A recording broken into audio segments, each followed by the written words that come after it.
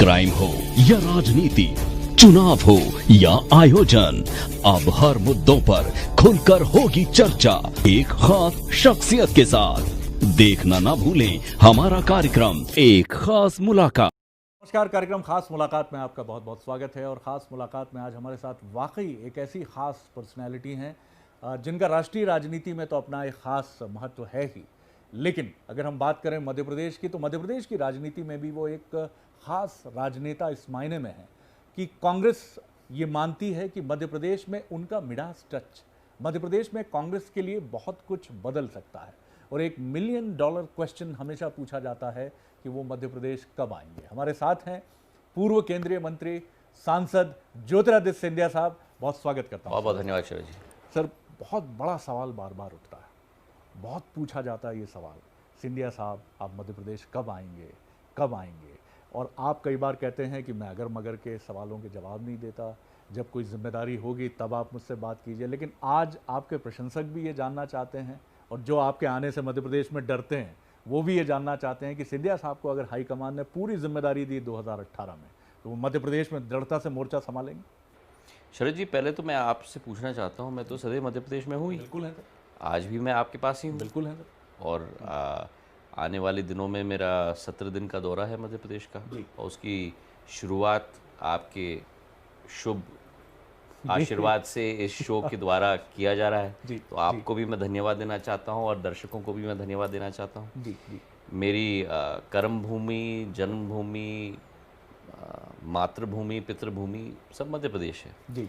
और पिछले 14 वर्षों में जो मेरे संसदीय क्षेत्र की मतदाताओं ने मुझे जिम्मेदारी दी है, उसको निभाने के लिए भरसक प्रयास मैंने किए हैं, और मैं अपना सौभाग्य समझता हूं कि उनका नेतृत्व करने का मौका मुझे मिलता है। लेकिन जो सोच और विचारधारा मेरी है विकास और प्रगति की, मेरी कोशिश रहती है कि उस विकास और प्रगति के आधार पर जितने भी क्षेत्रों को मैं जोड़ पाऊँ, मैं अपना सौभाग्य समझता हूं कि अपना योगदान मैं अगर दे पाऊं तो इससे बड़ा सुनहरा अवसर किसको मिलता है जी। तो और वही मेरी कोशिश पिछले 14 साल से रही।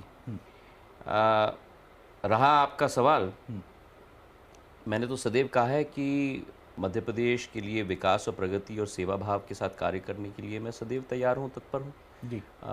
और ये वास्तविकता है कि चाहे मेरे पूज्य पिताजी रहे हों, चाहे मैं रहा हूँ, हमारी सोच विचार नहीं रहती कि कब कौन सा मौका मिले। जो निर्णय शीर्ष नेतृत्व ने लिया है, जो जिम्मेदारी दी है, उस जिम्मेदारी को आप निभाओ। ऊपर ताकना, बाएं ताकना, दाएं ताकने से तो ज़्यादा अच्छा है कि नीचे ताक कर ज़मीन को पकड़ के चलो। और यही मेरे पूज्य पिताजी की सोच विचारधारा, उनकी कार्यप्रणाली रही 30 साल जनसेवा में, और यही मेरी कोशिश रही है 14 साल जनसेवा में। इसमें मेरे 2 सप्लीमेंट्री क्वेश्चंस हैं। शीला दीक्षित को जैसे उत्तर प्रदेश में पार्टी ने घोषित किया चेहरा, ऐसा माना जा रहा है कि ये परिवर्तन की एक बदलती बयार है, एक साइन ऑफ चेंज है कांग्रेस में कि फेस को डिक्लेयर करके चुनाव लड़ो। अगर आपको मध्य प्रदेश में फेस कांग्रेस सीएम पद का बनाती है, क्या आप आना चाहेंगे? मैंने आपको सदैव कहा है कि जो निर्णय शीर्ष नेतृत्व लेगा उसे सरोधार लेकर मैं उस जिम्मेदारी को निभाऊंगा। तो अगर ये निर्णय लिया जाएगा तो उसको जरूर निभाऊंगा मैं जी। जितनी मेरी क्षमता है उसके आधार पर मैं निभाने की कोशिश करूंगा। नंबर 1। नंबर 2, राजनीति शरद जी पिछले 30-40 सालों में बहुत बदल चुकी है।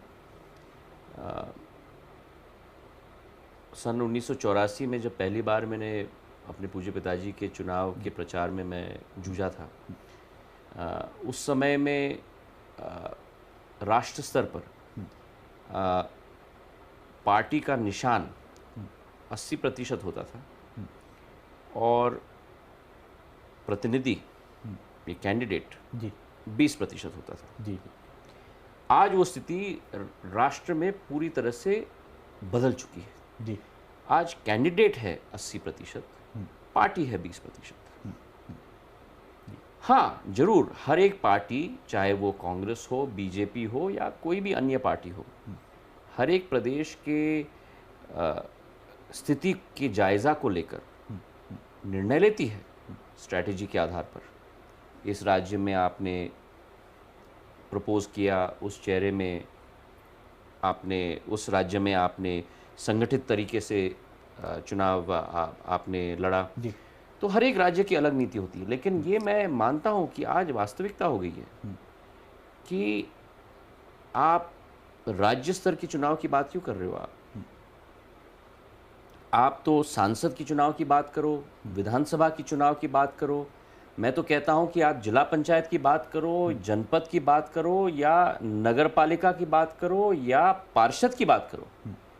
आज जनता जरूर चेहरा देखना चाहती है।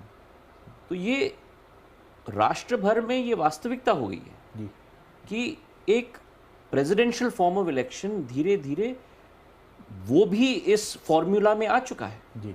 और इस वास्तविकता को भापना, उस वास्तविकता के आधार पर चलना हर एक पार्टी की जिम्मेदारी भी होती है।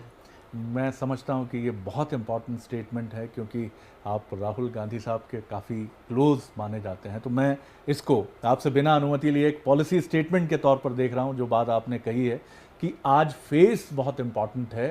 पहले कभी पार्टी होती थी, और मुझे लगता है ये सिंधिया साहब ने किसी एक दल के लिए नहीं कहा, बहुत ही इंपॉर्टेंट बात है। पर ये पॉलिसी स्टेटमेंट में नहीं कहूँगा, पर मैं कहूँगा कि ये धारणा है जी, और ज़मीनी स्तर पर। और मैं शरद जी आपसे ये चर्चा के तौर पर कहना चाहता हूँ जी, यही तो कारण है कि कई बार जब टिकट गलत वितरित होते हैं, वेरी ट्रू, तो कई सबसे छोटे के छोटे चुनाव में, पार्षद के चुनाव में आपके निर्दलीय लोग जीत के आते हैं। बिल्कुल ठीक बात। क्योंकि मैं किसी पार्टी से नहीं लड़ा, पर जनता मुझे चाहती है जी, तो मैं निर्दलीय जीत के आ गया हूँ। जी। विधानसभा भी में हमने कई बार देखा है, कई बार हमने लोकसभा में भी देखा है। तो ये एक वास्तविकता आज देश में हो चुकी है, क्योंकि लोग विश्वास रखते हैं उस व्यक्तित्व में। जी जी।